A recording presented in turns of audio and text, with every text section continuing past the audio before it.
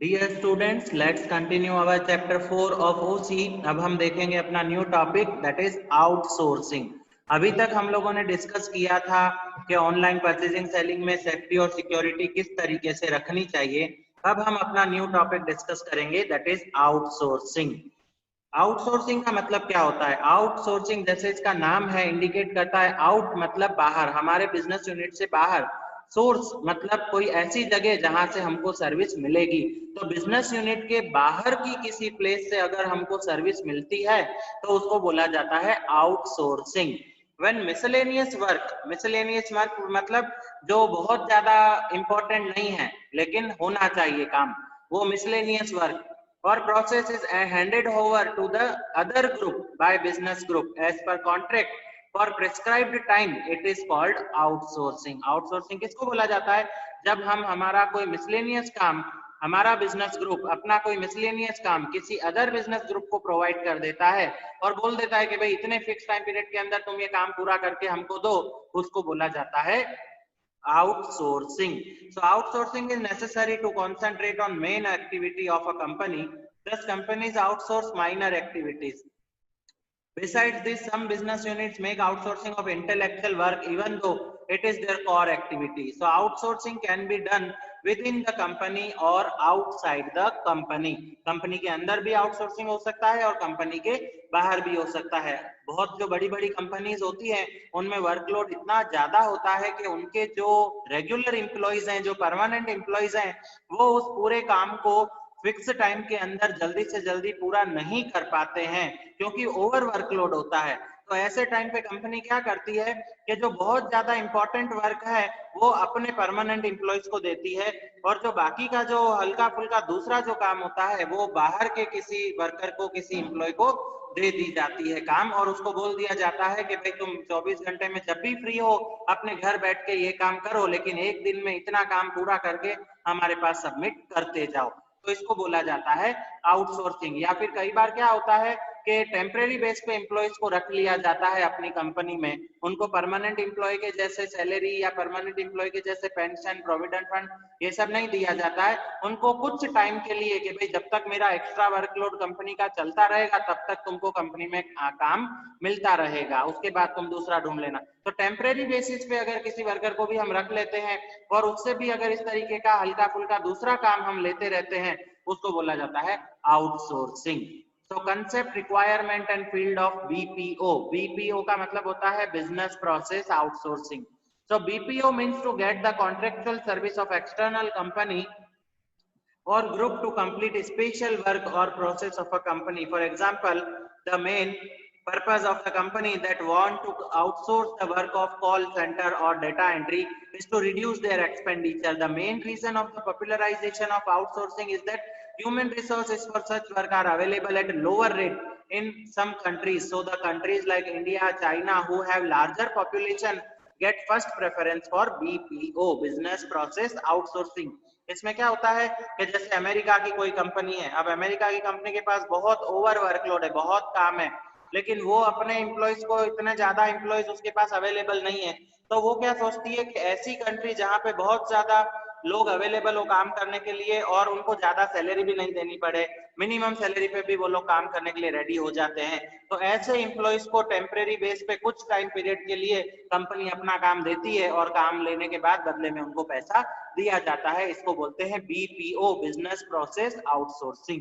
BPO reduces the workload of employees of a company from the responsibility of their daily minor work. So these employees can focus more to the productive activities and customers. अब इसमें सबसे पहला आता है cost cutting.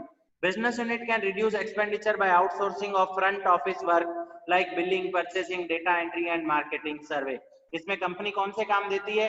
जैसे हमने कुछ 4-5 लोगों को एम्प्लॉय अपॉइंट कर लिया और बोला कि भाई कंपनी को ये इन्फॉर्मेशन कस्टमर के पास चाहिए, तुम मार्केट में जाओ या कस्टमर को घर पे जाओ और उनसे पूछ के और जो है ये इन्फॉर्मेशन लेके आओ, तो बदले में तुमको इतना रुपया मिलेगा। तो इसमें क्या होता है कि कंपनी अपने परमानेंट एम्प्लॉयज को उनके रेगुलर काम से डिस्टर्ब नहीं करती है और बदले में उसने क्या किया कि किसी दूसरे एम्प्लॉय को थोड़े टाइम के लिए रखा और इसमें वो उसको पैसा भी कम ही देने वाली है क्योंकि खुद के एम्प्लॉय के जितना पैसा उनको नहीं देना पड़ता। तो कॉस्ट कटिंग। फिर सेकंड आता है focus on principal work of a company. इससे क्या होगा, कंपनी का जो बाहर का काम था, जो अदर वर्क था, मिसलेनियस वर्क था, वो जो है उसने दूसरे लोगों को दे दिया, तो उसके जो एम्प्लॉयज होंगे उनका जो वर्कलोड होगा वो कम हो जाएगा, जिसकी वजह से वो अपने मेन काम पे, जिस काम को ज्यादा इंपॉर्टेंट है उस काम पे वो ज्यादा ध्यान दे सकेंगे। फिर थर्ड आता है benefit of efficiency. Business concern can get quality work by outsourcing instead of recruiting and training of employees. इसमें क्या होगा, जैसे कंपनी अगर किसी एम्प्लॉय को परमानेंटली अपने पास रखना चाहती है तो उसको ट्रेनिंग भी देनी पड़ती है, रिक्रूटमेंट का प्रोसेस भी करना पड़ता है, तो कंपनी के लिए बहुत खर्चे वाला हो जाता है। लेकिन उसने 1 महीने के लिए, 15 दिन के लिए टेम्परेरी बेस पे किसी वर्कर को रख लिया है कि भाई ये जब तक काम चल रहा है तब तक तू काम करने के लिए आ और रोज का रोज पैसे लेके जा, तो उससे क्या होगा, उसके ट्रेनिंग का खर्चा भी बचेगा और साथ साथ में हमारे एम्प्लॉय का वर्कलोड कम हुआ तो वो अपनी पूरी एफिशिएंसी इंपॉर्टेंट काम को दे सकेंगे, और साथ साथ में जो दूसरा वर्कर बिल्कुल फ्री था उसको भी कुछ काम मिल गया तो उसकी भी एफिशिएंसी का बेनिफिट हमारी कंपनी को मिलेगा। फिर आता है to cater the dynamic demand. इसमें मार्केट में आज के सिचुएशन में जो एक्स्ट्रा डिमांड इंक्रीज हो चुकी है हर एक प्रोडक्ट के लिए, क्योंकि इंस्टॉलमेंट सिस्टम है। पहले के जमाने में इंस्टॉलमेंट सिस्टम जब नहीं था तो जो बहुत पैसे वाले लोग होते थे वो ही खाली ये स्कूटर और होंडा ये सब चीजें खरीद पाते थे, सब लोग नहीं खरीदते थे। पूरे पूरे सोसाइटी में किसी एक घर में टेलीविजन होता था और पूरी सोसाइटी वाले उसी के घर में टेलीविजन देखने के लिए, रामायण महाभारत देखने के लिए इकट्ठा होते थे। लेकिन जब से ये इंस्टॉलमेंट सिस्टम शुरू हुआ है, लोगों को इजीली बैंक से लोन मिल जाता है इलेक्ट्रॉनिक प्रोडक्ट परचेस करने के लिए, और लोग जो है धीरे धीरे इंस्टॉलमेंट में पैसा चुकाते रहते हैं, लेकिन टेलीविजन तो घर में आ जाता है। तो आज देखो हर घर में हमको एसी मिलेगा, टेलीविजन मिलेगा, हर घर में हमको कार मिलेगी। तो इससे क्या होता है, मार्केट में प्रोडक्ट की डिमांड बहुत ज्यादा बढ़ती जा रही है, और उस बढ़ती हुई डिमांड को फुलफिल करने के लिए कंपनियों को ज्यादा से ज्यादा लोगों की, ज्यादा से ज्यादा एम्प्लॉयज की जरूरत है। तो ऐसी डायनामिक डिमांड को फुलफिल करने के लिए भी बीपीओ, बिजनेस प्रोसेस आउटसोर्सिंग, काम का है। फिर इंक्रीज इन प्रॉफिट। इसकी वजह से क्या होता है, टाइम पे काम पूरा होता है, अच्छी एफिशिएंसी के साथ काम पूरा होता है तो बिजनेस को प्रॉफिट मिलता है। तो इसको हम बोलते हैं बिजनेस प्रोसेस आउटसोर्सिंग। लेकिन इसमें ये बात ध्यान रखनी है कि बीपीओ में जितना भी काम होगा वो सब फिजिकल वर्क होगा, इसमें इंटेलेक्चुअल वर्क कभी किसी अदर पर्सन को नहीं दिया जाएगा बीपीओ में। इसमें कौन सा काम देंगे हम लोग अदर पर्सन को, जो फिजिकल वर्क होगा, जो बाहर घूम के काम करना होगा, सेल्समैन वाला काम होगा, ये जैसे इंश्योरेंस वालों के काम होते हैं, पॉलिसी सेल करने के काम होते हैं, तो इस तरीके का काम जो कंपनी के बाहर करना है, ऐसे काम जो दिए जाएंगे फिजिकल वर्क, वो आएगा बीपीओ में, बिजनेस प्रोसेसिंग आउटसोर्सिंग। अब स्कोप ऑफ बीपीओ, तो इसका स्कोप क्या है, बैक ऑफिस आउटसोर्सिंग। एक तो ऑफिस के बाद भी काम हो सकता है, जरूरी नहीं है उतने ही टाइम के अंदर हो। और दूसरा front office outsourcing, it include customer oriented like marketing, technical assistance etcetera. अब बीपीओ के बाद हम अपना नेक्स्ट टॉपिक देखते हैं। नेक्स्ट टॉपिक में हमको क्या बताया है, केपीओ। केपीओ का मतलब होता है नॉलेज प्रोसेस आउटसोर्सिंग।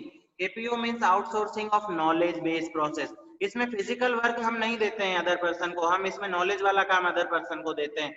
जैसे मान ले कि हम कोई एक्सपर्ट को हमने हायर किया हुआ है, कंपनी में सडनली कोई प्रॉब्लम आ जाता है, कोई मशीन बिगड़ जाता है, तो उसको किस तरीके से रिपेयर करना, कैसे इंस्टॉल करना, या फिर किस तरीके से प्रॉब्लम में कौन से सजेशन का काम करना, ये इसके लिए हम एक्सपर्ट को रखते हैं। तो उन एक्सपर्ट को हम लोग जो है रेगुलरली रखें तो बहुत ज्यादा खर्चा होता है, महंगा होता है, इसलिए उनको टेम्परेरी बेस पे कि भाई जब हम आपसे सजेशन मांगे आप हमको सजेशन दो, बदले में पैसा ले लो, उसके नॉलेज का हम यूज करते हैं अपनी कंपनी में। पर नॉलेज कहाँ से हमने लिया, कंपनी के बाहर से किसी अदर पर्सन के पास से हमने वो नॉलेज लिया, बदले में उसको पैसे दिए। इसको बोला जाता है केपीओ, नॉलेज प्रोसेस आउटसोर्सिंग।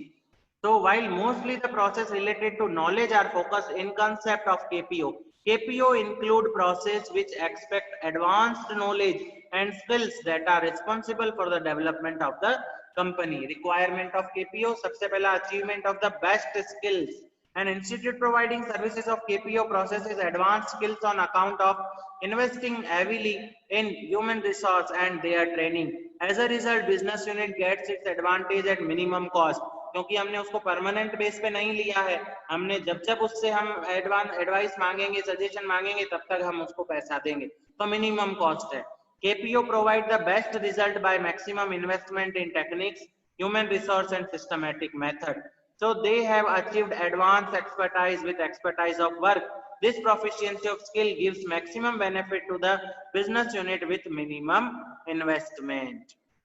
इसके बाद सेकंड पॉइंट हमारा आता है maximum use of sources. Available sources, जो हमारी कंपनी में सोर्सेज अवेलेबल है, हमारे एम्प्लॉइज, हमारी मनी, हमारा मशीन, हमारे मेथड, ये सब हमारे सोर्सेज हैं. इनका मैक्सिमम यूज पॉसिबल होता है केपीओ से, क्योंकि नॉलेज हम किसी एक्सपर्ट से जब पूछेंगे तो वो एक्सपर्ट हमको कोई ऐसा अच्छा मेथड बताएगा जिससे हम इन सारे सोर्सेज का मैक्सिमम यूज कर सके और प्रॉफिट भी ज्यादा से ज्यादा हमको मिल सके. सॉल्यूशन ऑफ कॉम्प्लेक्स प्रॉब्लम, ऐसे प्रॉब्लम हो जाते हैं जिसका कंपनी के बड़े बड़े बोर्ड ऑफ डायरेक्टर्स और मैनेजर्स भी सॉल्यूशन नहीं ढूंढ पाते हैं, तो फिर वो प्रॉब्लम के सॉल्यूशन एक्सपर्ट के पास से पूछे जाते हैं. Special attention to principal function, इसमें ज्यादा ध्यान किस पे दिया जाता है? जो कंपनी का मेन वर्क है, मेन काम है, उस पे ज्यादा अटेंशन दिया जाता है. Business unit can pay special attention to the principal function with the help of outsourcing. If a school prefer to outsource work like computer education, canteen facility, stationery facility, then it can pay more attention to its principal work of imparting education. जैसे school का main principal काम क्या है? पढ़ाना है. तो school जो है पढ़ाने का काम खुद के हाथ में रखता है, बाकी को करिकुलर एक्टिविटीज के लिए वो किसी अदर ग्रुप को जो है काम दे देता है. तो वो क्या हुआ? केपीओ या BPO. So maximum use of money, इसमें पैसे का भी अच्छे से अच्छा यूज हम कर सकते हैं, इन्वेस्ट कर सकते हैं. देन रिडक्शन ऑफ एक्सपेंडिचर, क्योंकि हमने उसको परमानेंट बेस पे नहीं रखा है, जितनी बार हम उसको बुलाएंगे, हम उसके एडवाइस का, सजेशन का यूज करेंगे, उतनी ही बार हम उसको पैसे देंगे. तो रिडक्शन ऑफ एक्सपेंडिचर है, रोज के रोज उसको बैठने का पैसा नहीं देंगे. फिर रिडक्शन इन रिस्क, इससे क्या होगा? मिस्टेक होने के चांसेस कम हो जाएंगे, वेस्टेज होने के चांसेस कम हो जाएंगे, तो हमारा रिस्क भी जो है रिड्यूस हो जाएगा. अब हम देखते हैं इसके आगे के स्कोप क्या क्या है. तो स्कोप ऑफ केपीओ, केपीओ का स्कोप क्या है? Business and market research, market में बिजनेस की क्या सिचुएशन चल रही है वो रिसर्च करना. लीगल सर्विसेज, किसी एडवोकेट से बार बार हमको जो है रूल्स पता लगाने पड़ते हैं, पेपर वर्क करवाना पड़ता है, लीगल वर्क. मेडिकल सर्विसेज, कोई डॉक्टर हम रखते हैं हमारे वर्कर्स के लिए special. Training and guidance, research and development, computer programming, animation and design, ये सब थे स्कोप ऑफ केपीओ. तो ये बिल्कुल नया टॉपिक था आप लोगों के लिए, आउटसोर्सिंग वाला, क्योंकि इंटरनेट के बारे में तो आप सब जानते हो, बट आउटसोर्सिंग के बारे में जरूरी नहीं है कि आप सबको ही सब कुछ पता हो. तो ये एक नया टॉपिक था आपका. आउटसोर्सिंग का सिंपल मीनिंग क्या है कि कंपनी अपना मिसलेनियस वर्क किसी अदर ग्रुप को हैंडओवर कर रही है, जो ग्रुप कंपनी के बाहर है उसके पास से वो काम करवा रही है और बदले में उसको पैसा दे रही है, लेकिन कम पैसा दे रही है, मिनिमम अमाउंट उसको दे रही है, जिससे कंपनी को प्रॉफिट भी मिलता है, काम भी पूरा होके मिल जाता है, खर्चा भी कम होता है. उसको बोलते हैं आउटसोर्सिंग. आउटसोर्सिंग में दो चीजें हमने देखी, बीपीओ एंड केपीओ. बीपीओ में क्या होता है? हम फिजिकल वर्क दूसरी पार्टी से करवाते हैं, फिजिकल वर्क अदर ग्रुप को हैंडओवर करते हैं, तो वो होता है बीपीओ. केपीओ क्या होता है?